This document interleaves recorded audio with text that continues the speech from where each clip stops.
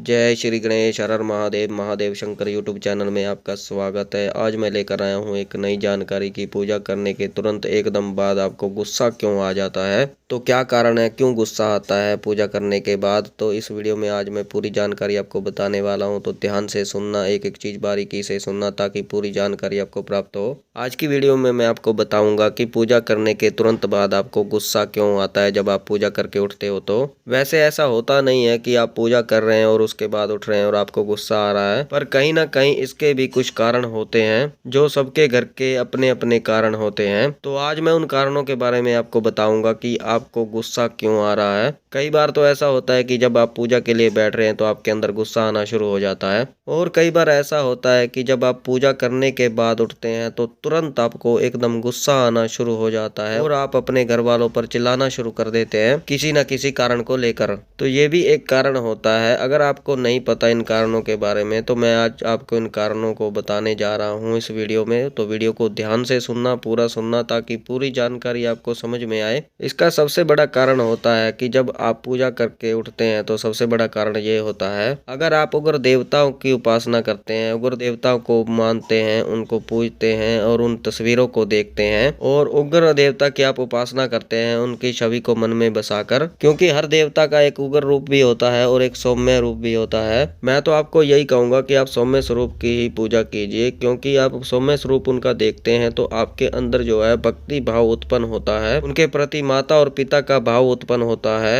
उनके प्रति आपके अंदर विश्वास उत्पन्न होता है और अच्छे तरीके से आपका उनके प्रति ध्यान लगता है। पर जब आप उग्र देवताओं की पूजा करते हैं तो आपके मन में भी उग्र भाव आ जाता है, आपके अंदर भी उग्रता आनी शुरू हो जाती है। जैसे मैं आपको बताता हूँ, कई बार कई लोगों पर अत्याचार करते हैं अपने छोटों से, तो आप पहले देखते हैं तो आपको जो है बुरा लगता है कि ये बहुत गलत कर रहा है, पर बाद में आप देखते हैं, कई बार देखते रहते हैं, रोज देखते हैं आप, तो आपके मन में भी वो उग्रता आ जाती है। मतलब आपके मन में भी वो ऐसा होता है कि आपको मजा आने लगता है, आपको अच्छा लगने लगता है, वो आपके अंदर भी क्रूरता सी आनी शुरू हो जाएगी। आपको वो चीज़ अच्छी लगने लगेगी कि हाँ इसके साथ अच्छा हो रहा है। जैसे आप मुर्गे की दुकान पर जाते हैं, वहाँ मुर्गे काटे जाते हैं, तो आप देखते हैं कि वहाँ पर क्रूरता से उनकी गर्दन जो है काट दी जाती है। कई बार आपको अच्छा नहीं लगता, आप कई बार जाते हैं तो फिर आपको अच्छा लगने लगता है, आपके अंदर क्रूरता आनी शुरू हो जाती है। तो ये दो छोटे से मैंने आपको उदाहरण दिए हैं। इसलिए आप भी जिन देवताओं की पूजा करते हैं वो सौम्य रूप की पूजा करनी चाहिए, आपको सौम्य देवताओं की पूजा करनी चाहिए। और आप अपने इष्ट देव की जितनी सुंदर, जितनी सौम्य, जितनी अच्छी तस्वीर लाएंगे या मूर्ति रखेंगे तो उनको आप देखकर पूजा करें, उतना ही आपके लिए अच्छा रहता है और आपका स्वभाव जो है वो सौम्य रहता है। आपके अंदर जो भाव उत्पन्न होता है वो सौम्य भाव उत्पन्न होता है, ये आपके सौम्य भाव को उत्पन्न करता है।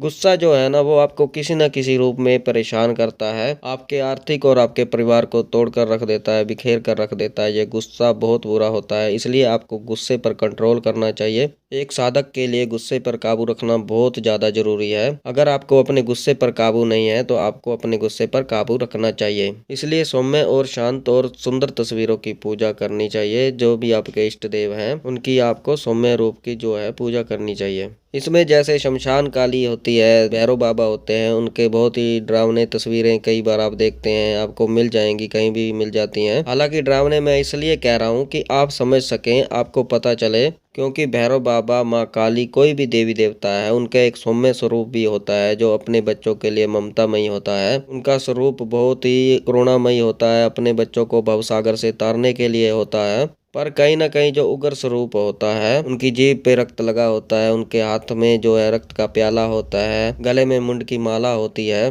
बाल जो है बिखरे होते हैं। तो इस प्रकार की जो मूर्ति या तस्वीर होती है वो आपके अंदर उग्र स्वभाव लेकर आती है। इसलिए आपको सौम्य स्वरूप की तस्वीरों की पूजा या मूर्तियों की पूजा आपको करनी चाहिए। एक बात और होती है कि आपके अंदर कोई नेगेटिविटी है, कोई ऊर्जा है, कोई नकारात्मक शक्ति है, तब भी आपके साथ ऐसा होता है कि आपको बहुत ज्यादा गुस्सा आता है।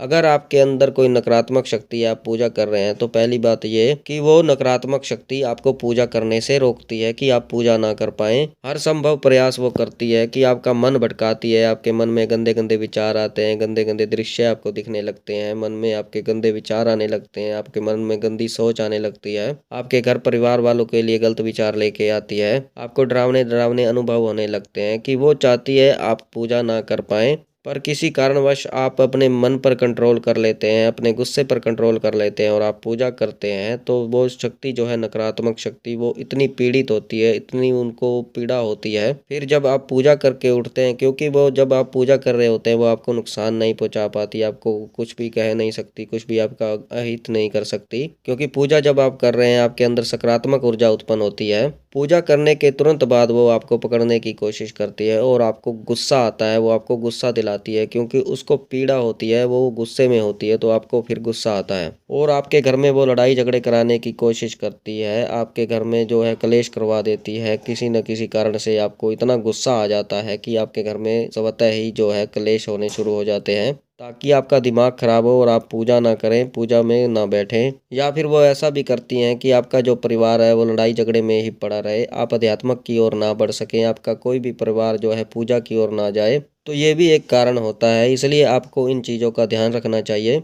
और एक चीज़ मैं आपको और बता देता हूँ, अगर आपके परिवार में किसी के शरीर में भी नेगेटिविटी है, नकारात्मक शक्ति है, आप पूजा कर रहे हैं शिव शंकर भगवान की, माँ काली, भैरव बाबा, हनुमान जी की, या किसी ऐसी शक्ति की जो आपके अंदर जागृत हो चुकी है, आपके मंदिर में जागृत हो चुकी है, और आपको ये नहीं पता कि आपकी जो शक्ति है, जिनकी आप पूजा करते हैं, वो देवता जागृत हो चुके हैं, वो शक्ति जागृत हो चुकी है। जब आप पूजा करके उठते हैं, पाठ करके उठते हैं, चालीसा करके उठते हैं, तो आप जिस व्यक्ति के देखते हैं जिसके अंदर नकारात्मक ऊर्जा है, नकारात्मक शक्ति है, तब भी आपको बहुत तेजी से गुस्सा आता है, बहुत ज्यादा गुस्सा आता है।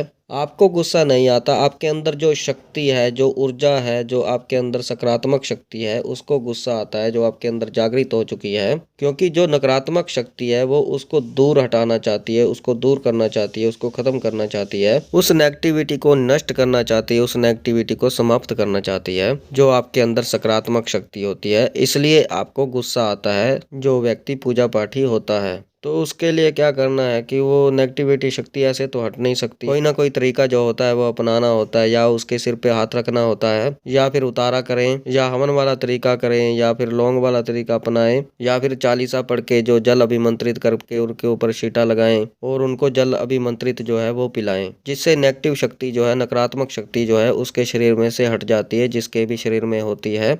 तो ऐसे ही आपको करना चाहिए। अगर आपको गुस्सा आ रहा है किसी व्यक्ति को देखकर, तो आपको उसके सिर पे हाथ रखना चाहिए और उसको जो जल अभिमंत्रित करके देना चाहिए, ताकि जो नकारात्मक शक्ति है, नकारात्मक ऊर्जा है, उसके अंदर से नष्ट हो जाए। तो ये थी छोटी सी जानकारी, जिसमें मैंने आपको बताया कि कैसे आपके अंदर जो है शक्ति वास करती है। तो आपको किसी के अंदर नकारात्मक ऊर्जा दिखती है तो भी आपको गुस्सा आता है, आप पूजा करते हैं तब भी आपको किस कारण गुस्सा आता है। आपको सौम्य स्वरूप की पूजा करनी चाहिए, देवताओं की, अपने इष्ट देव की सौम्य स्वरूप की पूजा करनी चाहिए, आपको उनकी भक्ति करनी चाहिए, उनका चालीसा करना चाहिए, ताकि आपके अंदर उग्र भाव उत्पन्न ना हो, आपके अंदर सौम्य भाव उत्पन्न हो, जिससे आपको गुस्सा ना आए। तो मुझे विश्वास है कि ये जानकारी आपको पसंद आई होगी। अगर आप हमारे चैनल पर नए हैं तो चैनल को सब्सक्राइब कीजिए और बेल आइकन को दबाइए, ताकि हमारी जो नई जानकारी आए वो सबसे पहले आपको प्राप्त हो। ज़्यादा से ज़्यादा इस वीडियो को शेयर कीजिए और लोगों तक ये जानकारी पहुँचे जो पूजा पाठ करते हैं, ताकि उनको भी पता चले कि उनको गुस्सा क्यों आता है, किस कारण से उनको गुस्सा आता है, क्या कारण है।